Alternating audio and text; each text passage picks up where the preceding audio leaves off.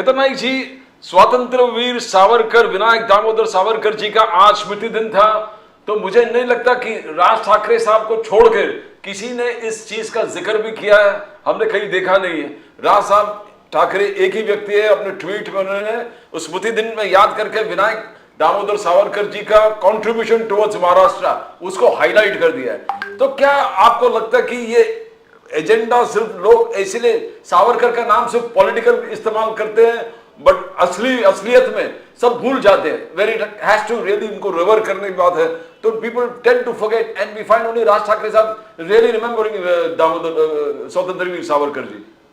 केतन जी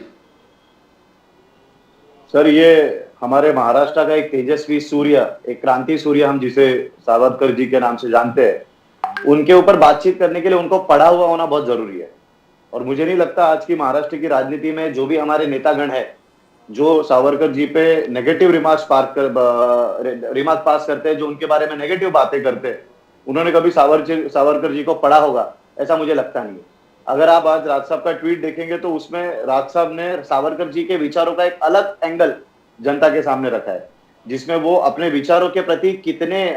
मतलब कौन से विचार समाज के सामने आने चाहिए, कौन से विचार आप भूल जाओगे तो भी चलेगा, लेकिन कौन से विचार भूलने नहीं चाहिए, इसके बारे में जो कोट उनके है वो कोट आज राज साहब ने जनता के सामने लाए हैं। तो राज साहब उनका सर, उनको जो बुक पढ़ने का उनका एक शौक उनका रहा है वो बहुत ही गहरा है। वो हर तरह की चीजें पढ़ते रहते हैं, वो बहुत ज्यादा ज्ञान इकट्ठा करते होते, तो उन्होंने सावरकर जी को थरोली पढ़ा है, इसलिए उनकी तरफ से हमें ये इस तरह के ट्वीट देखने मिलते हैं। और वो सावरकर जी में दिल से विश्वास रखते हैं, इसके लिए ऐसे तरह के ट्वीट आपको देखने मिलते हैं।